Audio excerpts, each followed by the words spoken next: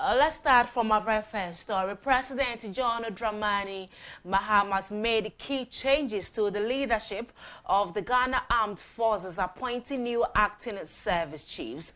The appointments, which take effect from March 24, 2025, pending consultation with the Council of State, Brigadier General William Ejapon as acting chief of the Defense Staff, Brigadier General Lawrence Kweku Betanu as acting chief of Army Staff, Commodore Godwin Livinus Blessing as acting chief of Naval Staff, Air Commodore Eric Agent Frimpon as acting chief of Air Staff, and Brigadier General Glover Ashon Annan as acting chief of staff. President Mahama met with outgoing service chiefs led by Chief of the Defense Staff General Thomas Opon Pepra at the Flagstaff House and expressed gratitude for their dedicated service to the nation, assured them that their expertise and experience would remain valuable in shaping Ghana's security policies. The new appointments are expected to bring fresh perspectives and leadership to the Ghana Armed Forces as the country continues to prioritize national security and defense.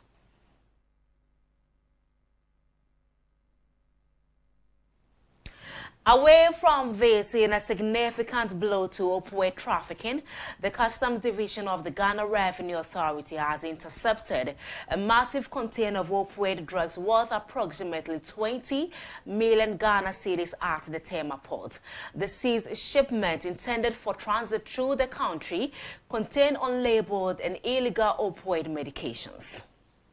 The operation demonstrates the government's commitment to combating the illicit drug trade and ensuring the safety and well-being of citizens. According to officials, the drugs had no manufacturer label and were not authorized by any country.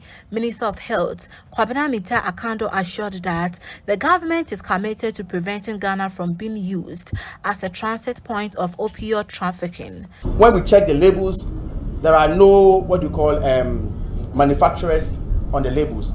They are unauthorized, they are illegal. It has never been authorized by any country. So we cannot be a transit point for unauthorized drugs. So once we have impounded it, we are moving per our laws. We are going to court. Get the order for its safe destruction or disposal, but we'll be in talks with our for the sake of future. And then constantly we'll see how we deploy other means to stem the tide of the influx of opioid in our country. The NACOC on board, FDA, customs, everybody. And anybody who find himself in this particular issue or matter, we will deal with the person.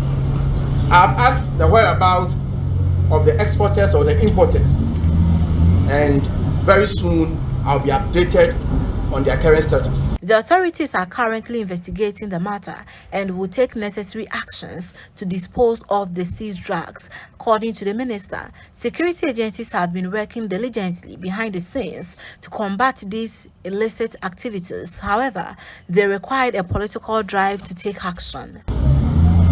And so we want to encourage all of you, the public, to give us the information as and when you pick them. Without information, there's less we can do. We will do our best. The logistics will be provided.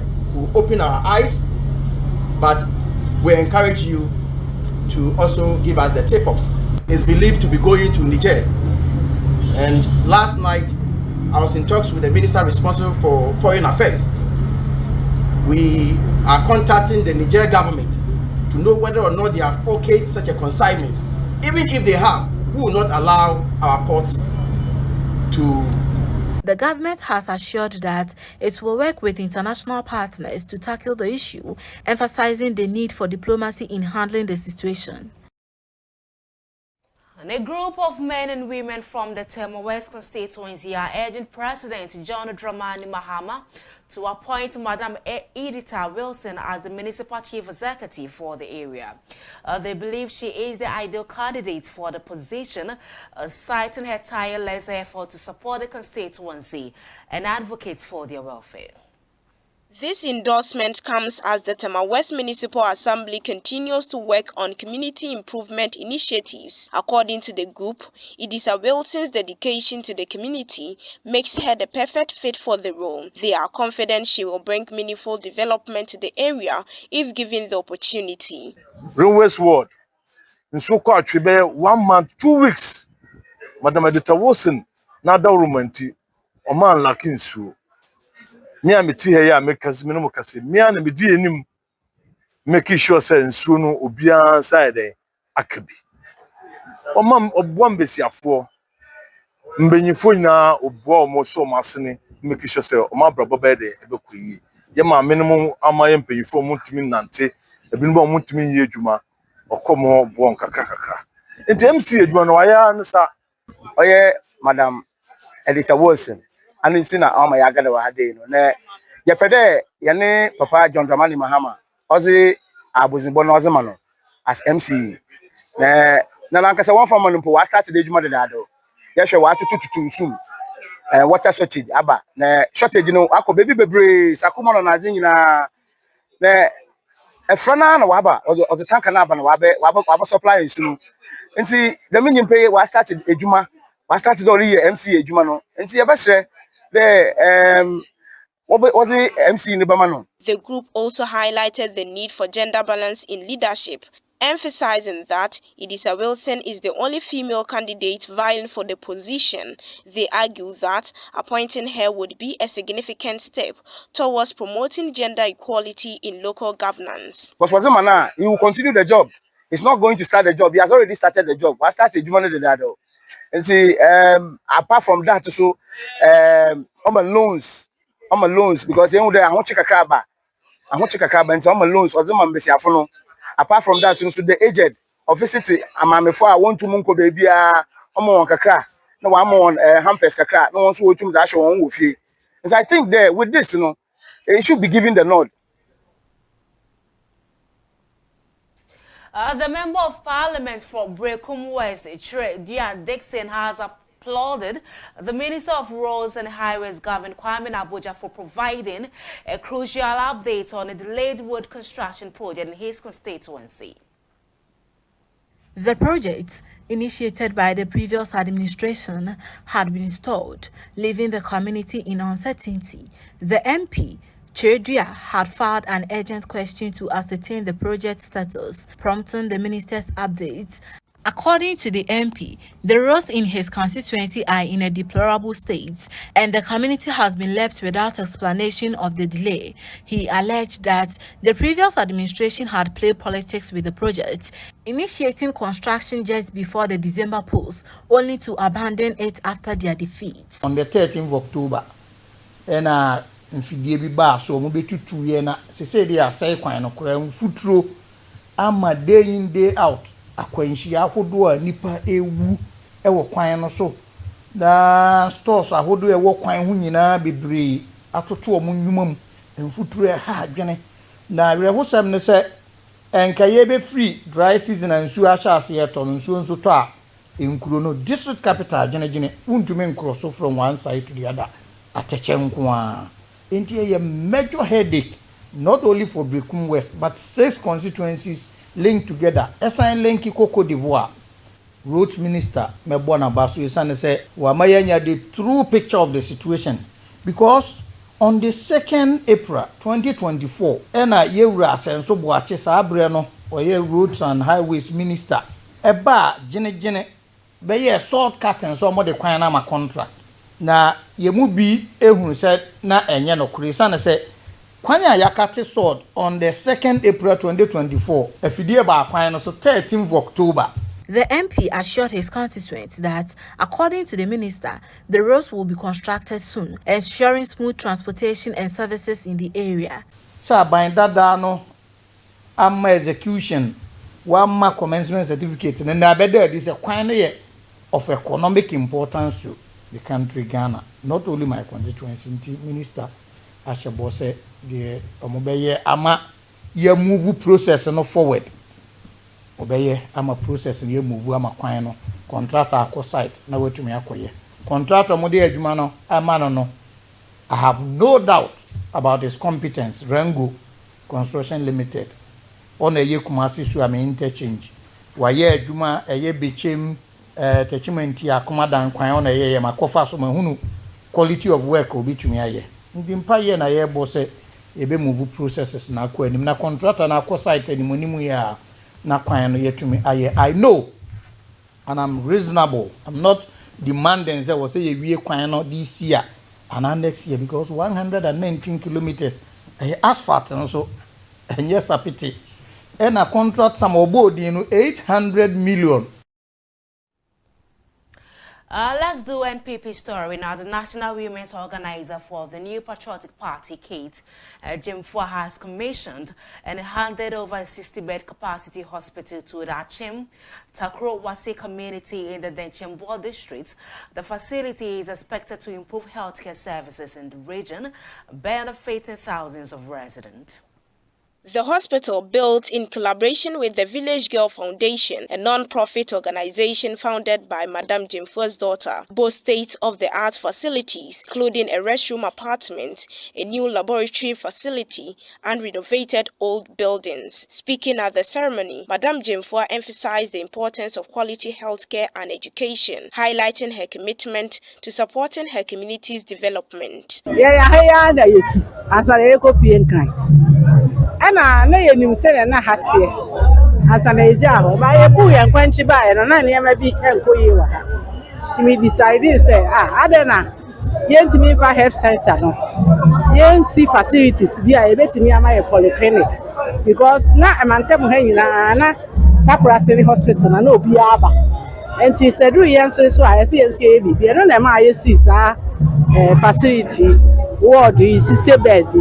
Yede maya yede laboratory x-ray ni bi aka ho se ne be ya but o mobile inspection no na o mo kire say da bia ya pagya edan no any facility ni mo adu no on be the mama yen polyclinic enti na e manage say health center na ena meso na etumi aba be ye polyclinic sa na ye bom paye say onyame to obi ansem a.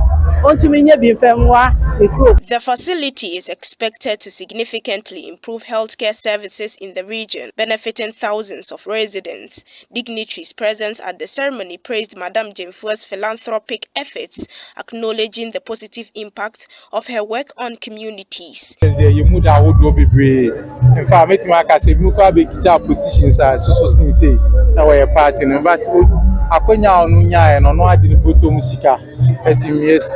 Sa hospital ye de acheko na ya seda ana ye de man e sha no say nyamemo ano no nka no na bebi onya fie no onko so nya bi no nguso emmoa ema kro so emfa ne ntoma pa infra we ya waye mini say kro ni benya so mfa so bebre obi okrom na onye sika o de twimanso o de sisiripa o de boapo na we die o se me kakra me wo me fan kamemia me fan kame me man me fan kame Ghana for me yi makuma me tirim na me gina ho na me manfo me keti dia me yare a betimi akoba bia akosa no yare na me twebe ni hwe me gina me hwe me ma me bi na me hwe me nua bi o yare a impo e bia na kade ontimi ko isanti me ne me ba no ye be hwe se ye be pe be bia obi ho dodo no na bibi yenna oba ubinya yarisa.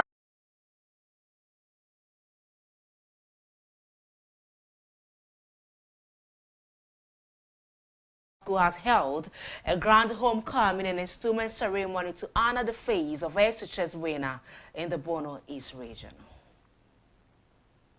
The ceremony, themed 3 years of excellent achievement and impact, celebrated the winners' outstanding achievements and contributions to the school community. The event, organized by Boswell's Consult, featured various activities and performance, attracting students, alumni, teachers, traditional leaders, and well-wishers from across the region.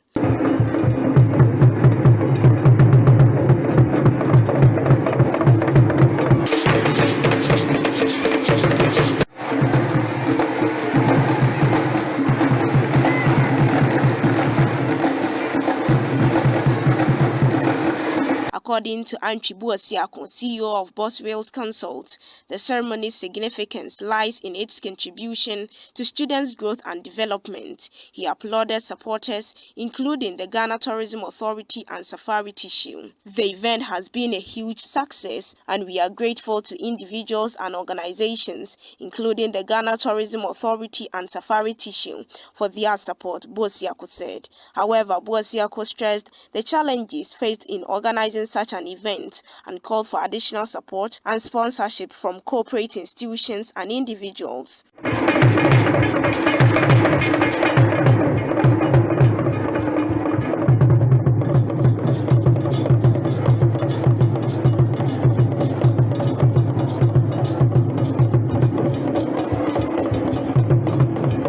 Joseph Appiagyei of the Ghana Tourism Authority noted the event's significance and highlighted the authority's efforts in ensuring the promotion of cultural events and tourism. The spokesperson of the Queen Mother of the Teachima Traditional Council, Nana Sewa Bonsu, who supervised the installment of Nana Sewa, advised her to uphold her dignity and integrity to shape her future. The Traditional Council assured support towards the fulfillment of Nana Sewa's ambitions and goals.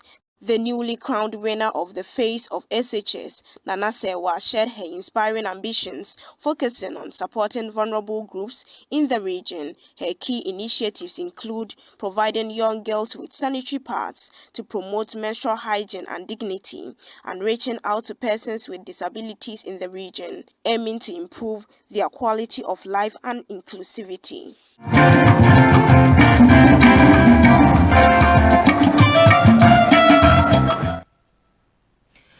Concerned youth from Asante Achim Achidia calling on Asante Hino Tunvo Safe to the second to help combat illegal mining, which they say is destroying their water bodies and making access to clean drinking water a challenge.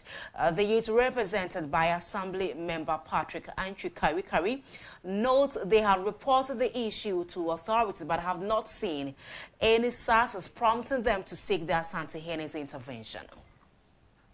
Yes, enyina ne se yempe eye galamsey so ba atwede eye krodiem hanomwa ensu kase anase ensu batan a etop da ensu mpo atwa no eno na eboaye sa bia ye ho ene ehunu se eye enkrofo kuro bi ate asimu a omatu amana a omoguso a ebeka se galamsey dwumadie no ekoso sa ensu a ye ka ho asemi sa ensu yi ensu timi supply eye dwa so efo srem ese Muncha wani mehwe Asante Achim atwede afrise ya bopi mpani ene ya bopi eye abamu aposifo yenti eye hwe dedi kan Ghana Police Service yesrem se animu ya momomodin se eye nhwehwemu biara esefata no Minerals Commission tem ye panifo aye ne omo ewo krodiem hanom nananom ene ye desa enkomo we so ekwa amawo ade nyina di adanse ye se emabu na ewo krodiem hanom enu krodium hanom so empani ni emu nipa no so enyina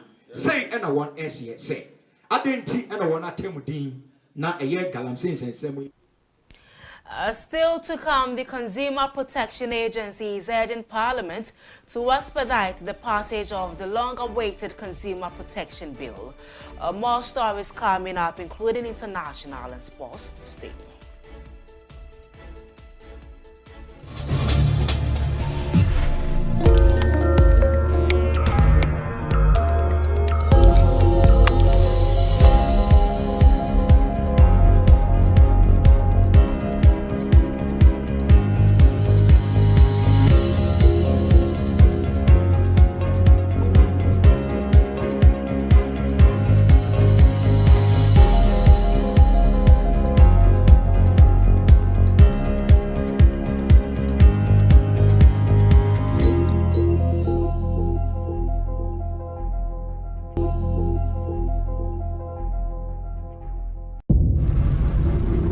Welcome back from the break. The Consumer Protection Agency is sounding the alarm, urging Ghana's Parliament to expedite the passage of the long-awaited Consumer Protection Bill.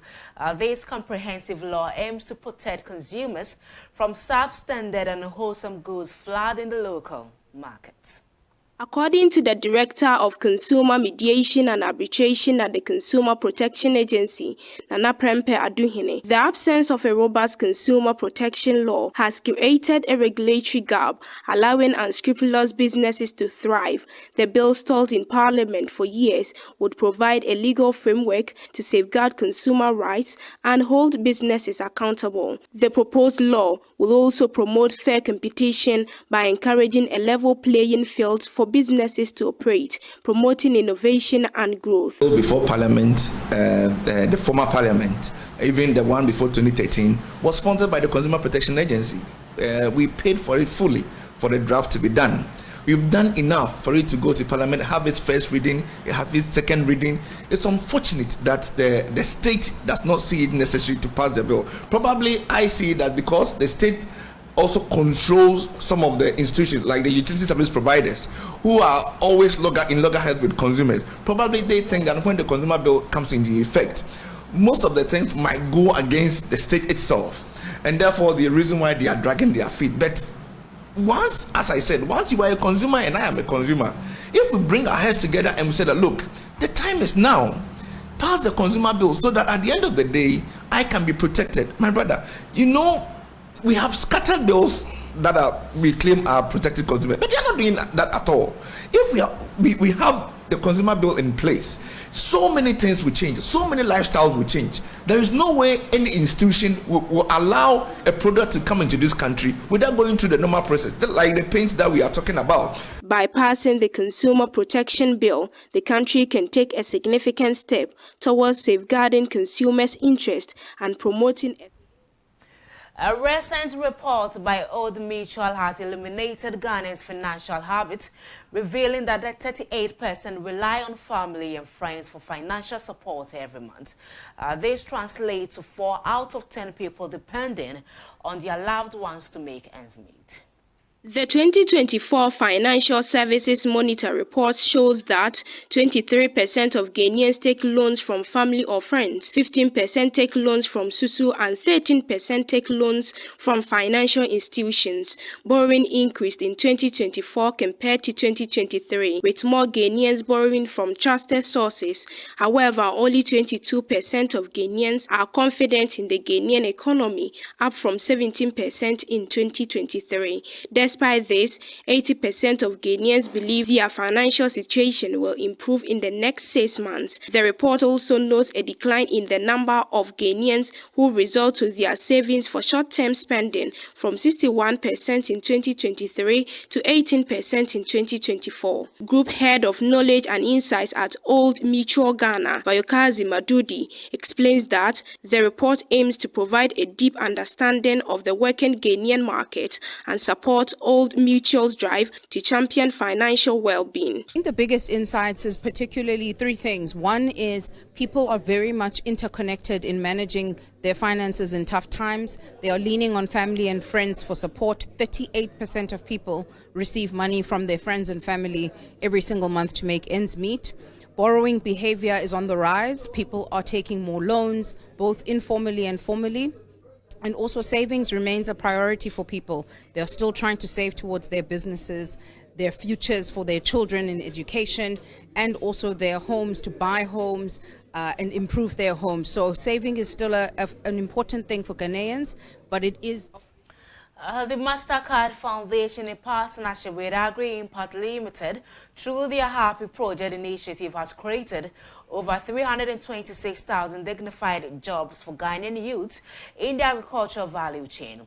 The project has already trained and equipped over 42,686 young women with skills in innovation and excellence in the agricultural business value chain. The program focuses on empowering young women and persons with disabilities, providing training in 4 key value chains, including rice production, poultry, tomato and soya bean production. Trainees also receive support in accessing ready market to sell their produce. According to the Deputy CEO of Agri Import Limited, Juliana Asante-Dati, the initiative aims to promote women's economic empowerment and financial inclusion in the agricultural sector. There are many things that are required by young women especially. The issues of access to land, access to resources, access to finances, capacity building, training, exposure, mentorship. These are all things that especially our young women would require to be able to transform their lives and to be able to actively participate. And as a program, we have taken some aspects of this support and we are delivering that to the young people. So when you join the Happy program, you would have access to training.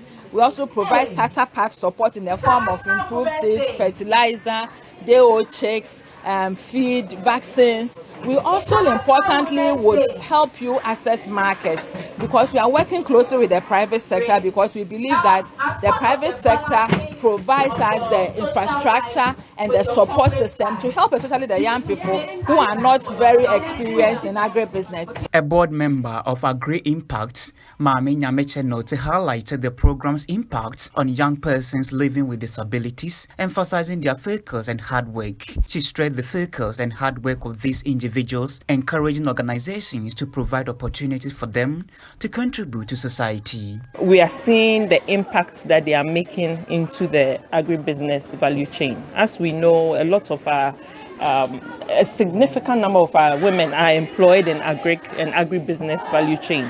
More than 50% of women are within that sector. And it's encouraging to see young people being pulled into it now. And then as we want to innovate, the young people have new ideas.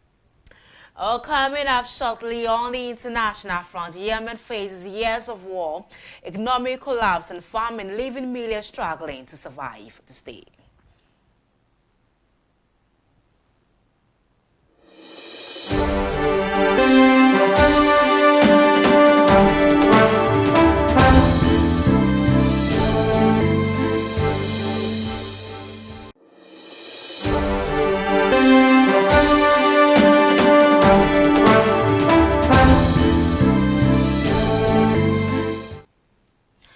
Yemen has faced years of war, economic collapse and famine, leaving millions struggling to survive.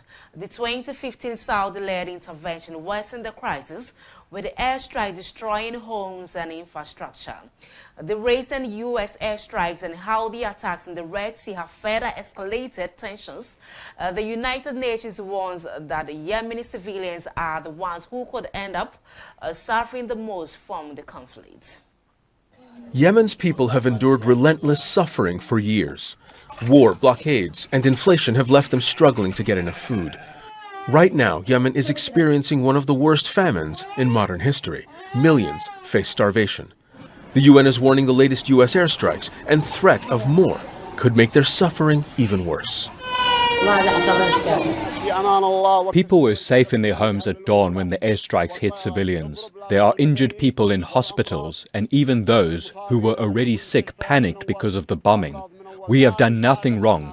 We are in civilian areas, not military sites. The attack caused injuries and deaths, and children were terrified. The Arab Spring protests of 2011 led to the fall of Yemen's longtime president, Ali Abdullah Saleh. What followed was years of political instability and civil war that continue to this day. In 2015, Saudi Arabia launched a military intervention after the Houthis seized the capital, Sana'a.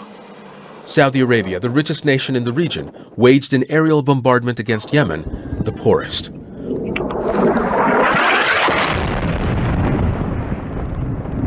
With support from 9 other countries, including the US, UK, and European allies.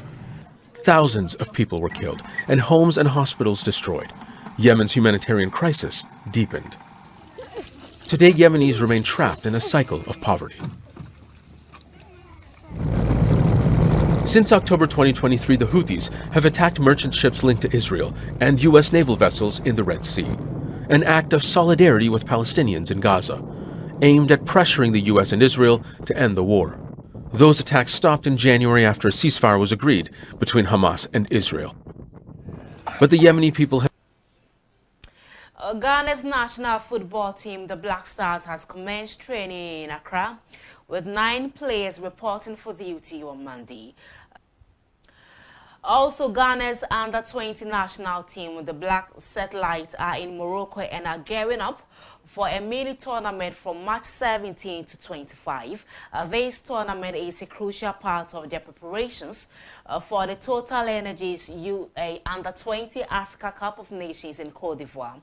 The technical team will use this opportunity to assess the players ahead of the African Youth Championship. In their build-up to the tournament, the Black Satellites have been busy engaging in friendly matches against top Premier League clubs, including Accra Heart of Oak, Nations FC and Heart of Lions, as well as lower-tier sides in Accra. Ghana has been paired in Group A alongside host Côte d'Ivoire, Tanzania, DR Congo, and one team from the Central African Football Federation's Union for the Under-20 Africa Cup of Nations. The tournament is expected to take place from April 26 to May 18, 2025.